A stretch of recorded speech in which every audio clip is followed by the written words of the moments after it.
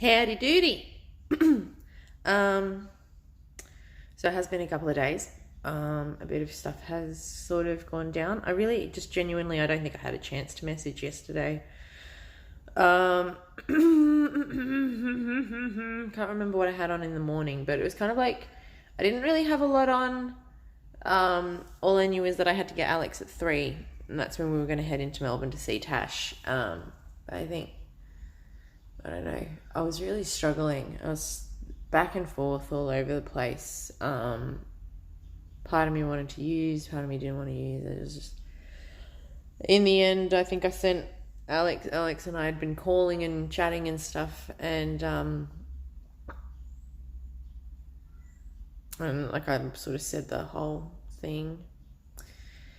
Yeah, I don't know, just things just kept getting kind of like back and forth. So like Alex wasn't getting back to me. He said he wasn't going to come back here after Tash, and so then I was like, all right, well fine, fuck it. I'll not use today. I'll take Valiums and I'll take all my meds, and by the time that's done, I get home and I go straight to bed. And then Alex goes, oh, I didn't realize you're inviting me over. Of course I'd rather be there with you.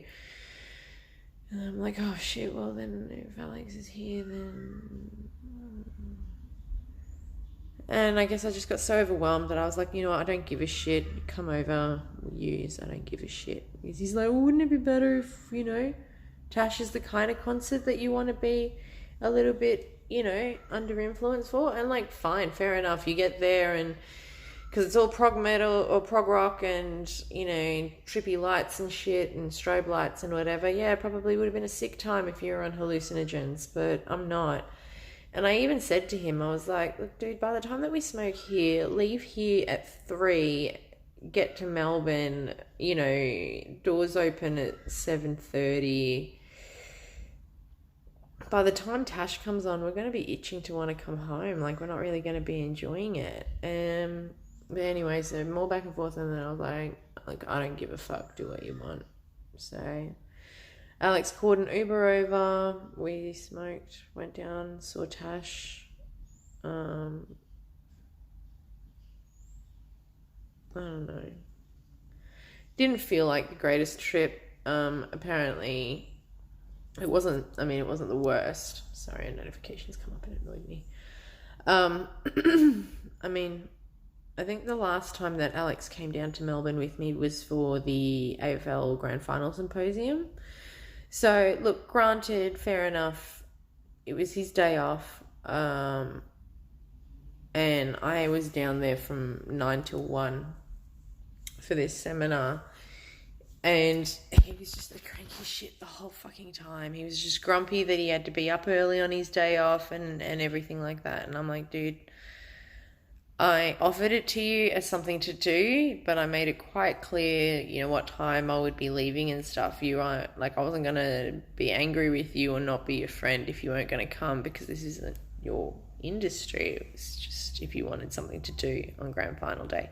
And he said that he wanted to because otherwise he'd just be staying at home smoking and drinking all day. And yet he comes with me and he's just got this sourpuss face on like the whole time. Doesn't even speak to me on the trip home, that I'm like, fuck it, I'm putting whatever music I want on and singing along and just going to entertain myself.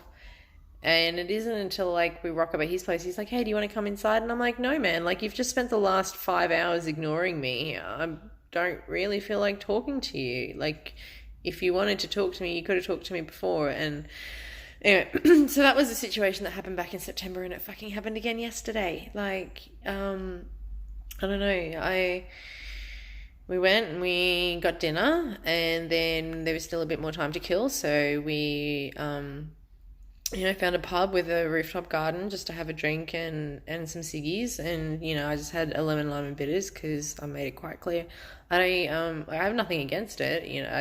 I personally don't like drinking when I'm at a gig, because I can't scream and cheer as loud as I usually can. It affects my voice, and I don't like that. So I prefer to just have water when I'm at a gig. But yeah, I don't care that he wanted to have a drink or whatever. So anyway, we were there, and I just thought, while we're in this relaxed environment, while we're having a drink, so to speak, And that I guess, and part of this is feedback from Jonesy. So, I try to brush off a lot of what he says, but I do take, it's like, if you're identify as, say, as like a left-wing political person, it kind of helps to just follow a couple of right-wing media pages, just so that you don't end up in like a kind of bubble where you think the whole world thinks the same way as you. It's nice to have these wake-up calls that things are different.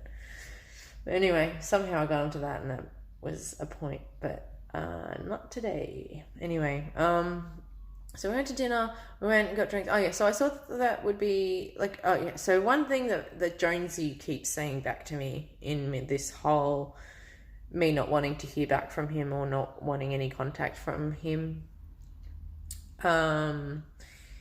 is he's accusing me of being a dictator and creating limitations around our friendship rather than me creating boundaries. So I guess on the 2 to 5% chance that there is a bit of weight to that. And because I do value Alex, I wanted to have a conversation with him about what he thinks, how, if he has any boundaries that he wants me to respect, if he has any limitations that he wants to put on me for the sake of both of our mental health. Because I've made it quite clear, like, I would like my number and like both myself and my work number blocked so that I have no way of reaching them. Alex and vice versa. I will have them blocked so that I don't see their name or any notifications and get triggered by that.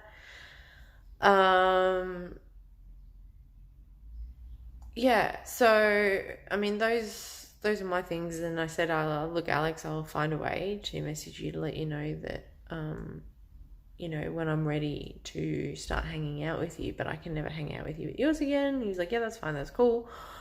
But like he would just be like quiet. It was a one-way conversation, which is just fucking exhausting. And I kept trying to say, like, is there anything, like, you like, so there's nothing you want to bring forward? And he's like, well, there's no point in me saying anything because in 2 weeks' time, you're going to be a different person. And it's just like, okay, hang on. Like, yes, I will be a different person, but I don't think that necessarily means I'm a bad person. I don't think that means that, I don't know. It was really kind of shitty thing to hear.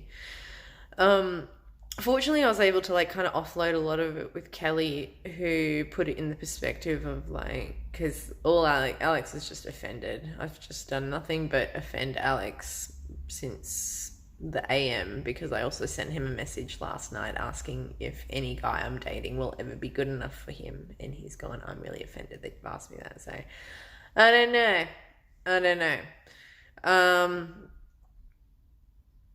But Alex didn't come back here last night because he didn't speak to me at all during the whole car trip until we started to like pull off the highway to come towards his, and he's like, we can still hang out. And I'm like, nah, man, no, we can't. I'm sorry. Like, I kept my mouth shut for the last hour so that you had the opportunity to say anything. And if there's nothing that you want to talk to me about, because that was another thing that came up. There's something about, we only talk about the things that I'm interested in. Because I say to him, I'm like, sometimes I talk to you about things and your eyes just glaze over. And I'm like, sorry, have I told you this before? He's like, no, I just don't care. So look, a lot of things like that are just like, you don't have to care. I don't know, but maybe I'm too much of a product of meme culture.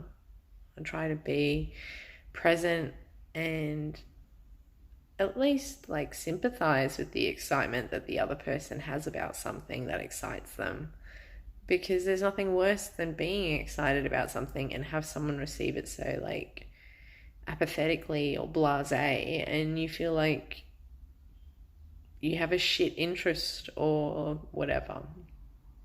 So I don't know, and it is something that has come up a lot of times. Every time Alex and I fight, I'm like, dude, besides like a collection of memories that we've built together, like, do we actually have anything in common? Do we have anything that we can hang out and bond over? And then he just turns around and says, if you have to ask that, then I guess we're not good enough friends. So I'm just like, I don't know. Going back to what Kelly said, I kind of like gave her a lowdown on the conversation I was having with Alex, and she said, you know, to be fair, you're kind of having a conversation with him saying, I can't hang around you anymore because you're a bad influence, and you're expecting him to not be offended. Try to be a little bit more compassionate. So I appreciate having someone like Kelly to be an absolute rock for me and put things into perspective. Yeah. So Tash was good.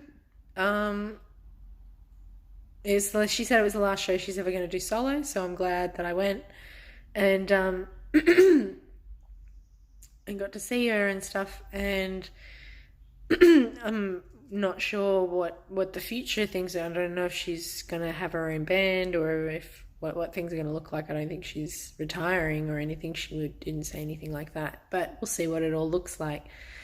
So at least I am glad that I can say that I've seen her. I didn't stay the whole night. I think it got to about 20 to 11 and I just, because it's prog, you just have no idea. Like a song that's 3 minutes or whatever on a studio version can end up being 14 minutes on her live version.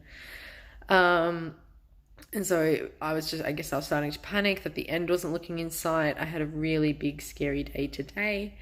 I might do that in a separate video. So yeah, I was just like, I can't stay here any longer. I took my meds earlier. I'm starting to yawn already. I don't want to be here. I want to go. I'm getting over it. I'm getting really tired. Yeah, so we left. I dropped Alex at at his place. We were fighting pretty badly by that point, and told him to get the fuck out of my car and to forget being my friend. And so yeah, he grabbed all of his stuff and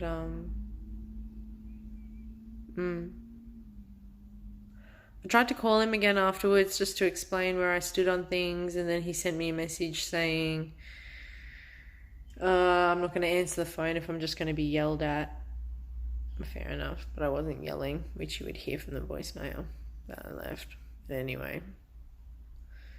So yeah. Well, yesterday felt pretty average and ended on a exhausting note. I came home, just smoked, forced myself to go to bed at 1:45 so that I could still get, 1:45, so that I could still try and get 5.5 hours sleep for ideal functioning. Slept in until 8:45. And yeah, I'll save the rest for the next video. But that's what yesterday was like for me. It was a bit draining on top of an already draining day before.